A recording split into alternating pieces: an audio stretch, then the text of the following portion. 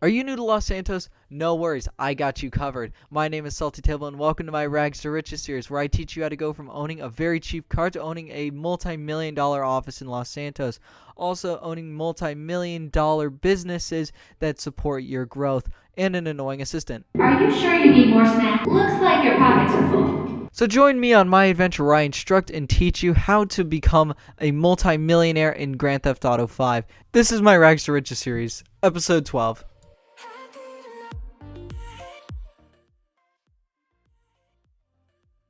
Oh man, this animation looks really weird. But anyways, if you guys are enjoying this series so far, you guys know the drill. Hit that like and subscribe button. You guys are what keeps my channel alive. So thank you guys so much. I'm really enjoying making this, and I hope you guys are enjoying them as much as I am.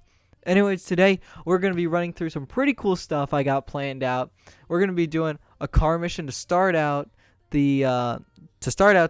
This is going to be a little bit longer episode because I'm going to be buying a Clubhouse for the MC businesses at the end of this episode. So we got that to look forward to. Shut up, Karen. I know my pockets are full. So here, let's head out.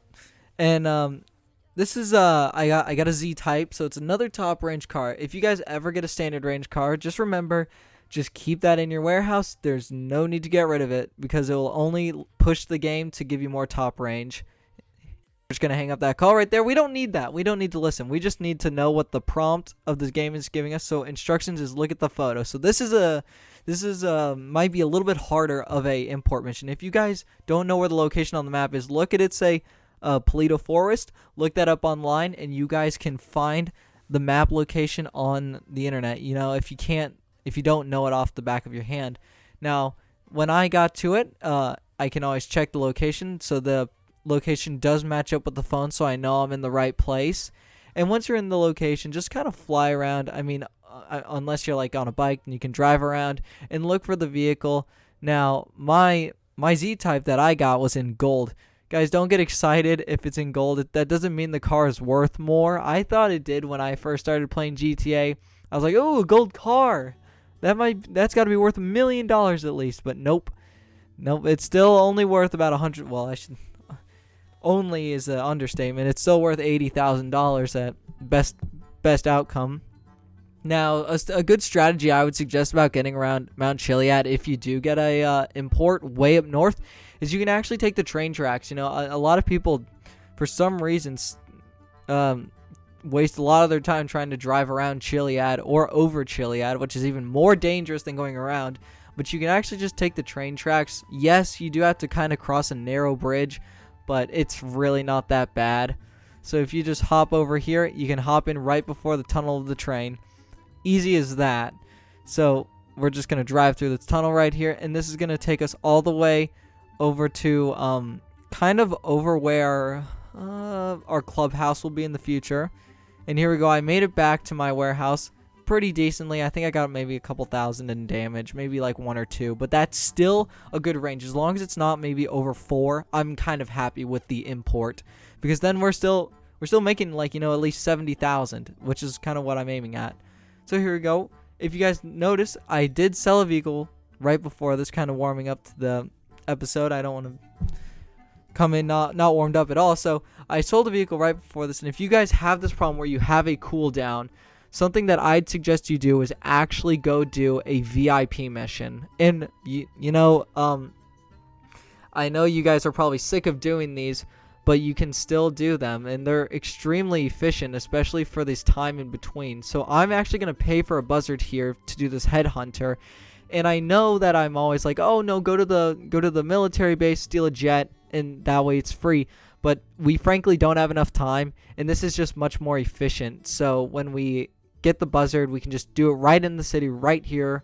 Very easy, very quick, super easy money. Here I finish it, $20,000. We basically almost paid off for the Buzzard. Now, the reason that I paid for this Buzzard is you can actually call it in again without paying for it as long as it's not destroyed. Now, what I mean by that is you can't just keep calling it in over and over and over and over again. I'll demonstrate what I mean by that right here. So let's say you were flying and you landed it right here. Always land this Buzzard as long as you can. If it ever starts smoking, that means it's dying, but you can still use it. But here, I'll just land it right here. and I'll get a car. I just kind of running around. Oh, thank you, game. Oh, yay, an ingot. Yay. So here's the car. Let's say you drive away. It doesn't matter where you go. You can go anywhere on the map. It doesn't matter. No matter how far. 8 miles. It doesn't matter. I'm only going to go maybe across the other side of the highway right here, right behind this alleyway. And notice the Buzzard on my map. It's kind of on the north side of my map. When I go to vehicles and I call the Buzzard in for free, it will actually teleport right next to me. So this Buzzard is very useful for when you're doing CEO missions, because you can continuously call it in. We're going to be using this both for vehicle imports to get to where the vehicle is, and for VIP missions in between. So here we go. I just finished. You guys know I just finished that VIP work. I'm going to come back right to my office. Well, not my office, my vehicle warehouse. And I'm going to go to the Z-Type. And notice there's only about 20 seconds left. We still have a little bit of chill time. So just go on your phone, chill out. And here we go. I'm finishing my sell. Now, obviously, I know some of you guys might want to watch me try and sell the vehicle, but there's really not much to it. Just drive safely. There's about the same amount of, stress driving it to the warehouse as there is to the seller. So here we go. As soon as we finish that, we're going to go right over to our Buzzard, which we're going to call in right here for free because we already paid for it. Notice how we got it for free, and it will teleport right outside the house. So the Buzzard you call in can continuously be called in as long as it's not destroyed. And here we go. I'm going to finish my next headhunter that I did right after my vehicle sell, and we get another $20,000 easily. Now, just be careful because there could be other players in the session. Those Mark IIs, they are still a threat despite them being nerfed with the wait time. And tryhards no longer having the option to easy way out, but there can still be people trying to come after your vehicle no matter what. Now here was my second top range import. It was a Tyrus, and I found it quite strange, honestly, that I was getting top range vehicles despite not having any standard. Well, I had one standard. So I don't know why I continuously get top range. If you guys don't, just keep the standard and mid range in your garage. And here in this import, I had a specific import that I wanted to show you guys, but I wasn't lucky enough, but I was today. This is a kind of a stressful import if you've never done it before. You have to keep your vehicle above 56 miles an hour as the game prompts you. And it's actually quite easy if you know what you're doing. So just make sure you are not in Vinewood Hills for this. That is possibly one of the most dangerous places you could be with any vehicle import. And as you drive around kind of the edge of the city. Don't drive through the center and possibly narrow yourself into a situation where you are confronted with Mark IIs or aggressive players. And also, you don't need to necessarily floor it everywhere you go. As you see me right here, I'm not gassing the car at full speed. We're taking our time, but I'm also not driving in a random direction. I'm going towards my vehicle warehouse. I know where it is, and that way we are not on the radar, just so you guys know. That way, as we drive, we are under the radar and we are getting ground under us. So as soon as the bomb is disarmed, our radar, we will be on the radar, and players will be able to see us and come after us. However, since the bomb is not disarmed, we can get ground under us without the risk of being seen by players, and that's what I'm doing right here.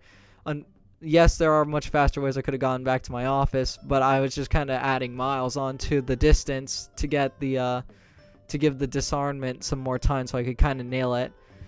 So here we go. We hopped on the highway. This is where I'd suggest most players go if you have this. But they're really, I think by now most people are pretty decent drivers.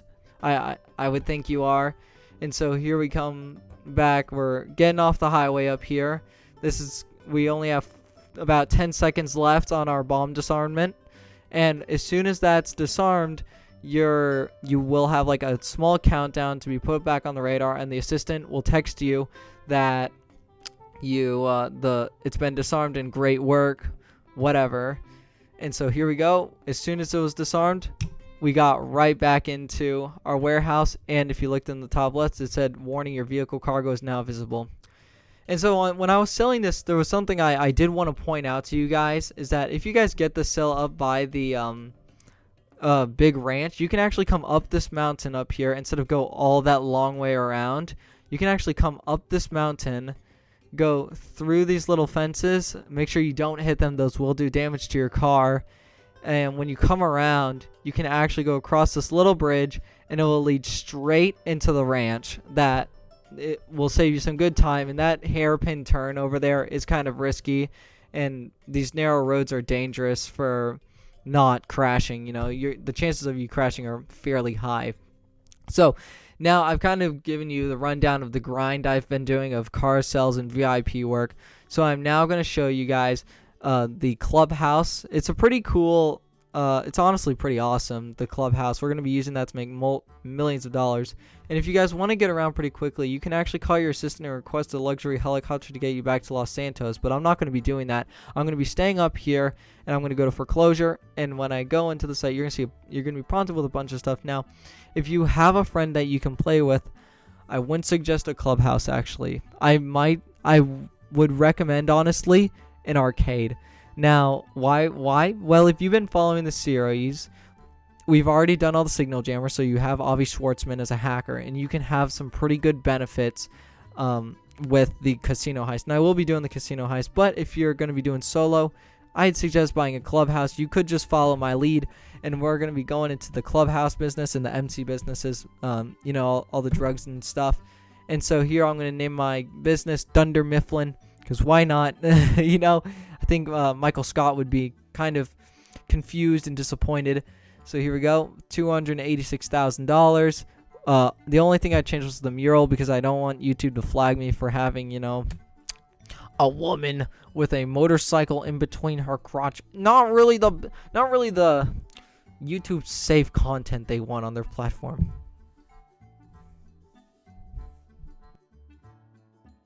So this is the MC business. Now I know you guys might want to hear this cutscene.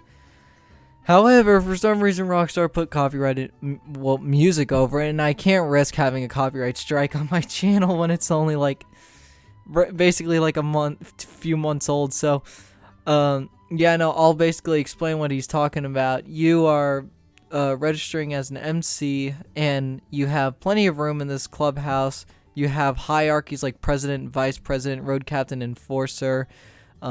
Vice president will pay more for any sales you do. So like if you're a vice president and someone else is MC, you'll get paid more than the enforcer and the road captain.